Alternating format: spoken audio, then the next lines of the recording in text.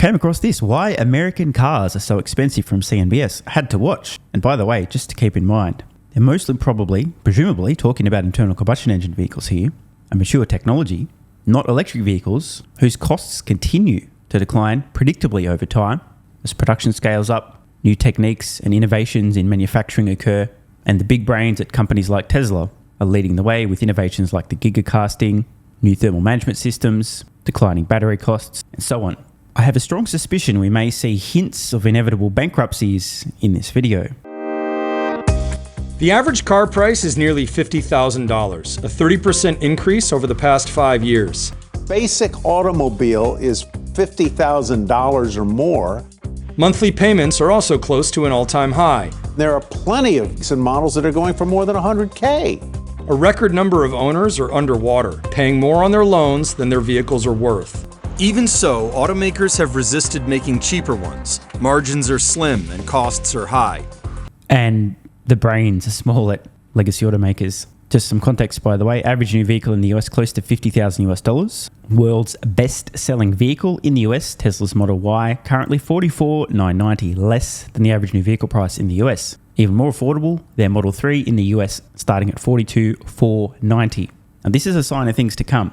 Dollar for dollar, you can't get close to this value buying any vehicle other than a 3 or Y. If you can afford it and you have a brain, there's only one choice. Importantly, the price of these things will continue to decline over time, as they have been. So today, consumers are slow to change habits, but today, in the US, legacy automotive manufacturers are making piles of shit that are more expensive than a 3 or Y. Consumers take time for preferences to shift. But you know what's going to happen? A few years from now, a 3 or Y, well and truly sub $35,000. Remember, Tesla's already told us they have an interim range of vehicles, utilizing some of the manufacturing techs from their fully modular vehicle manufacturing system. These enter production the first half of next year. The costs are meaningfully going to come down. Like, is it 10%, 15%, 20%? Who knows? But if they can shave 15% off, for example, the Model 3, we're now looking around $35,000. Bonkers when the average new vehicle in the US is about 50. Consumer preferences are shifting towards EVs, but the limiting factor here mostly is price point. Not everyone can afford to drop $45,000, $42,000 on a new vehicle.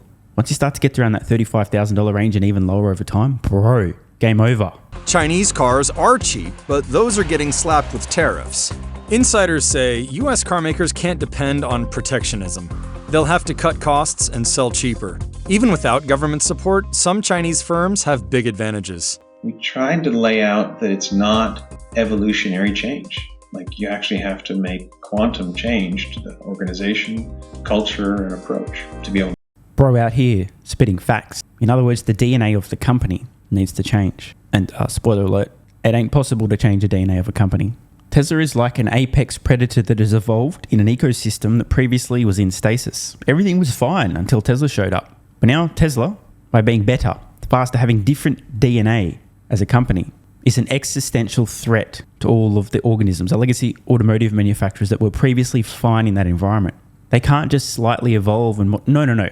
Everything needs to change, but it's an impossible task. It's not just, by the way, the culture of the companies, although that's important.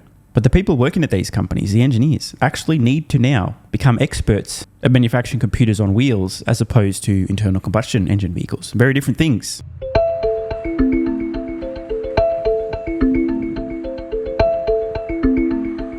Americans are paying more for nearly everything than they were a few years ago. But car prices have outpaced even inflation. They're off pandemic era highs, but not by a lot. What do you think about how car prices have been over the last few years? They're astronomical, but I mean, the technology keeps advancing. Technology isn't free. I shopped around quite a bit. Before I was driving a Toyota Highlander, and the prices had went up a lot, and it was not all electric, and I wanted to move to something more environmentally free. Bro, is this... I don't understand... I'm sorry, but on screen now, is this a recent model or is this like a 2006? I actually don't know the answer to this. Can somebody tell me if you know, is this footage of a really, really, really old vehicle? God, I feel like I'm looking at a fucking dinosaur. What is this? Friendly. So I went with the Tesla. Oh my goodness. I was trying to repurchase a Camry and using the prices that I had from 10 years ago, and it just wasn't, it wasn't the same. So what does the industry consider an affordable car? According to the Center for Automotive Research, it would cost about $25,000. The average US household spends about 15% of income on transportation. That's everything: car, gas, maintenance, and so on. So, about 51% of the population can reasonably afford a loan on a $25,000 car at 8% interest for 48 months. If you extend the term of the loan, the percentage goes up from there. The issue is there are very few cars at that price. Just wanted to take a quick moment here. I'm talking about the average household spending 15% of their income on transportation. If your only cost is a couple of bucks per mile at most, probably less, to use a Robotaxi on demand, that 15% of income is going to go a very long way. Big disruption for personal car ownerships around the corner when autonomy is solved. Prior to 2018, cars that sold for less than $20,000 made up about a fifth of the market. Since then, they have all but vanished. A few models might start there, but no car sold in September 2024 had an average sticker price below $20K. Only 6 are below $25. Meanwhile, models and sales of new cars over $60,000 have soared. You're selling directly to people who want a lot of bells and whistles, and so there isn't a lot of direct targeting of people who would want a small, cheap car. This might be a strategic mistake. Here's how they got so expensive. Factor 1, the continued rise of the sport utility vehicle. They went from about 30% of sales in 2009 to over 50% in 2019. Americans just love big cars. When Ford released the now discontinued subcompact EcoSport SUV, it said the average price would be $4,500 higher than Ford would get from the Fiesta, even though the SUV and the car shared the same platform. Second factor, priorities changed.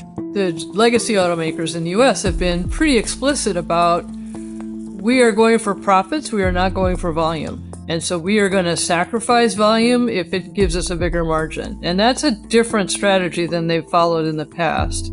It's also a losing strategy over the long term.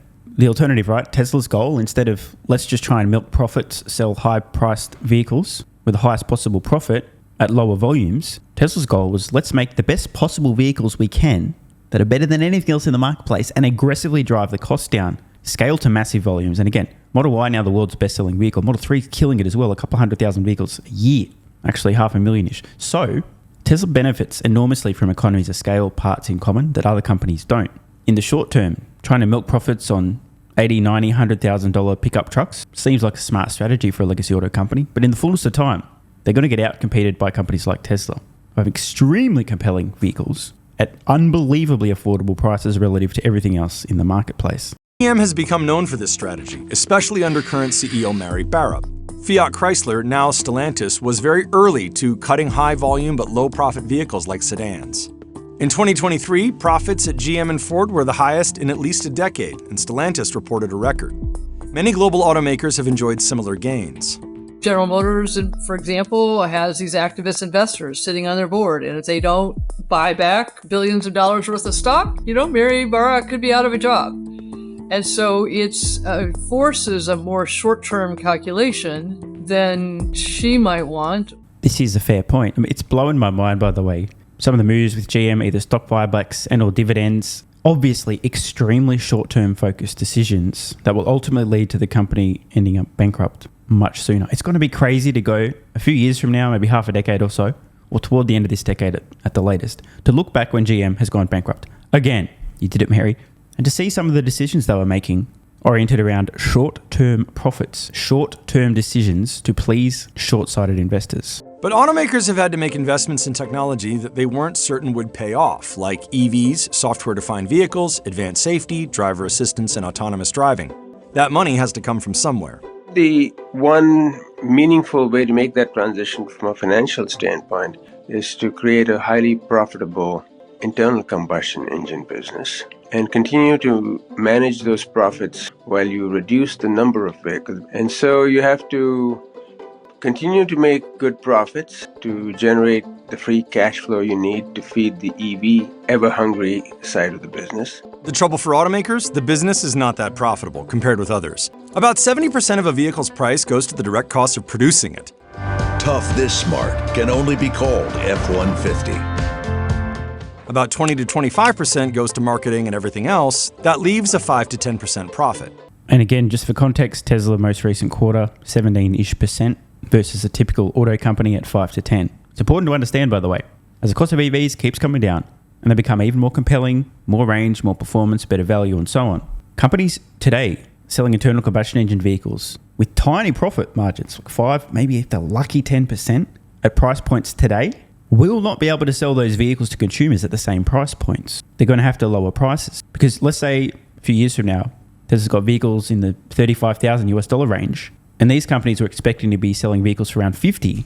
No one's going to be buying them. But they won't be able to cut their costs aggressively enough because they've got paper-thin margins, and they don't have the advantage of producing electric vehicles at scale, which is not a mature technology. I mean, the cost can keep coming down. They're fucked. I don't think people understand this. There's going to be an implosion, a collapse in internal combustion engine vehicle sales as EV costs drop dramatically. And then the companies that were reliant upon profits, paper-thin profits from their internal combustion engine vehicle business to fund their transition to EVs are not going to have the money to fund the transition, and then they file for bankruptcy. Third factor, the coronavirus pandemic. Production shutdowns, supply chain shortages, and other constraints tightened supply. Dealers raised prices. Then automakers did. Affordability plummeted. Remember, the story has been, for much of the last 6 months, you either cut price or you cut volume.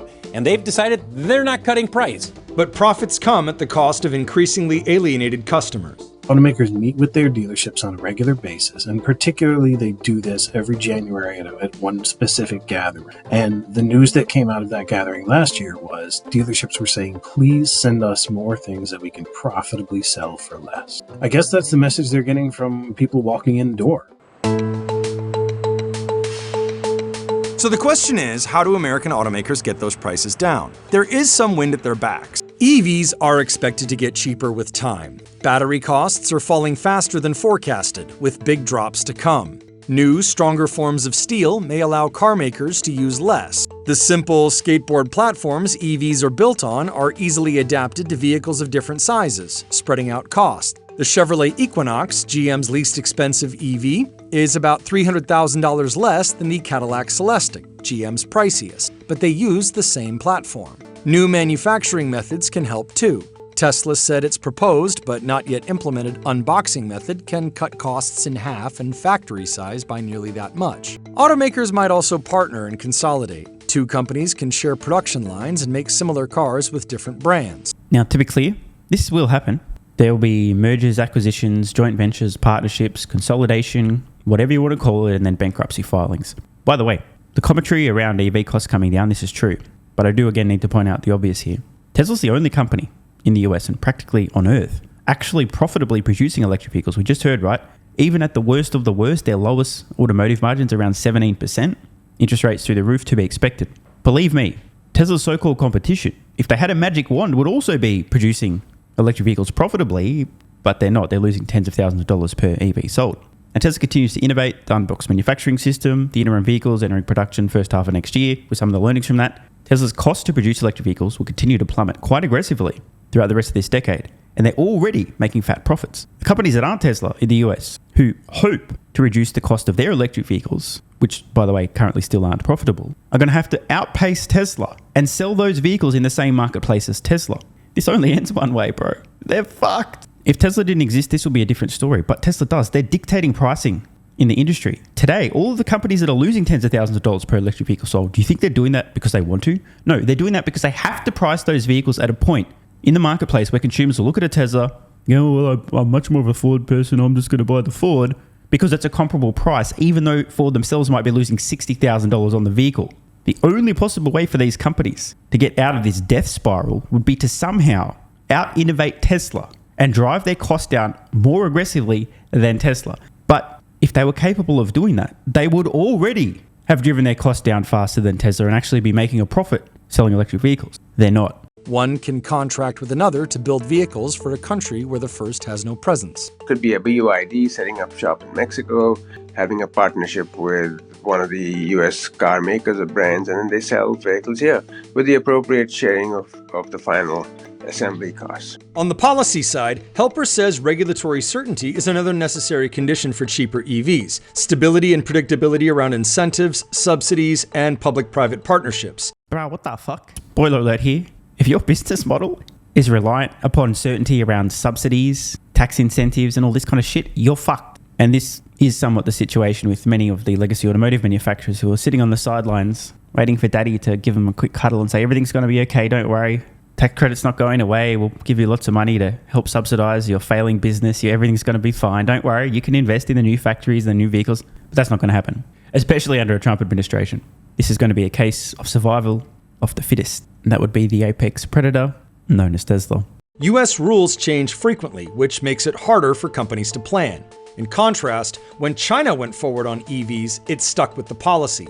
The country has even benefited from unstable policies in the US. The cheap lithium iron phosphate batteries that contributed to China's dominance were actually created in the US by a company with a Department of Energy grant. But then, gas was really cheap. Policies were not consistently applied. They went bankrupt. They were bought very, very cheaply by the Chinese. I mean, not to take away from the Chinese. They figured out how to scale it up. But they got a leg up, based on American taxpayer research. The Alliance for American Manufacturing, a group formed by domestic manufacturers and the United Steelworkers Union, is in favor of tariffs and subsidies and incentives to boost the domestic industry. The group wants to keep many of the current policies in place. We're trying to gradually make a transition to new types of energy-run vehicles, whether it's electric, hybrid, other sorts of technologies as well. And we're trying to offset some of the capital costs that are involved with that. And there's a long tradition of doing that in the United States. Policies can only help so much. At the end of the day, it's the demand that dictates the business. It's a marketplace that makes the calls, as we all know. And so you can have some amount of demand side subsidies, like you get $7,500 off if you buy this EV with a certain mix, up to a certain point. But these things cost a lot of taxpayer dollars, as we all know. This is the challenge Chinese competition poses. Critics say Chinese cars are cheap because they are heavily subsidized by the government. There are other factors. Wages are really low. There's a fair amount of evidence of forced labor in part of the battery supply chain. There's also a lot less attention to environmental considerations in terms of cleaning up and having a clean battery operation, which uses a lot of nasty chemicals. That said, the best of the Chinese EV startups have a 30% cost advantage over legacy automakers, even without subsidies or government help. Mark Wakefield, a managing director for Alex Partners, says to compete with that, automakers have to completely change the way they operate. From an automaker's perspective, you can't count on that protectionism. You have to get ready to fight. This is the hard part. First, Chinese companies are software-oriented. Established automakers elsewhere produce cars made with very limited software embedded in parts. Truly software-defined vehicles, in contrast, are ones where hardware and software can be updated independently, more like computers. It's a fundamentally different way of developing a vehicle. Chinese firms are also fast. They develop things quickly, they scale things quickly, which attracts attention from government, suppliers, or other stakeholders. They take out a lot of time in the strategic phase. They're much more willing to just go. They don't have the same sort of battles about what to do and what to make. Chinese firms rely heavily on methods like virtual testing rather than the physical tests favored by others. This cuts months off schedules and hundreds of millions of dollars from budgets. They have a shorter time to market. Non-Chinese brands take about 5.4 years to develop a new model. Legacy Chinese brands, 3.5. New energy vehicle brands like BYD, 1.6. Deadlines are hard, even if that means releasing a subpar vehicle. These companies have an intense overtime culture. Most of them do not allow this drift that Western companies do. And they're willing to put a bad vehicle out there and suffer the consequences because they can. Is it just me? I mean, I heard something way earlier in this video. It almost sounded like a customer was saying she went and checked out a Tesla after she was thinking about buying a Toyota and it was too expensive and they cut it weird. I didn't bother saying anything at the time, but I'm just noticing, why is Tesla not on this list? By the way, while we're on the subject of Tesla, who also don't get any benefits from subsidies from the CCP, the best-selling vehicle in China last year, Tesla Model Y. So when they're talking about the culture of these Chinese companies, conspicuously absent is Tesla, but the same stuff applies. Tesla are software-defined vehicles, highly profitable, a culture of overtime, extremely fast timelines from vehicle concept to first production. Why are they not mentioning Tesla? Oh wait, I know the answer to this, because Tesla doesn't advertise on the network. I'm just kidding, that would never affect the editorial bias. Why did I say that out loud? Anyway, does anyone have any ideas why Tesla is missing from the discussion almost entirely? I mean, I feel like there's going to be a token mention of Tesla right at the end, but why? They literally have the world's best-selling vehicle, and it's electric, and it's highly profitable. They have massive scale. I was going to say it's weird, but I know exactly why they're missing. Culture. Most of them do not allow this drift that Western companies do. And they're willing to put a bad vehicle out there and suffer the consequences because they consider the alternative to be a guaranteed loss. If I take 40 months to make the vehicle, I can't make a competitive vehicle. They're also willing to endure large losses early as they get to scale. There are two benefits: higher volumes, which help spread costs, but also a lot of learning in that painful early period. This desire for short-term profits by American investors, these activist investors, makes that strategy hard. China has taken large losses for a long time. And this is their playbook. They do this in industry after industry. There's very little forgiveness for a CEO today who says they make losses on a vehicle or a vehicle line or a whole new propulsion technology. And so they're questioned every quarter. And so they're thinking of it every day. And so it's in that sense where if you now move from a $60,000 vehicle or a $70,000 vehicle or a $40,000 vehicle to now suddenly announcing affordable vehicles at $25,000, you get doubly questioned because you're going to be making even more of a loss per vehicle.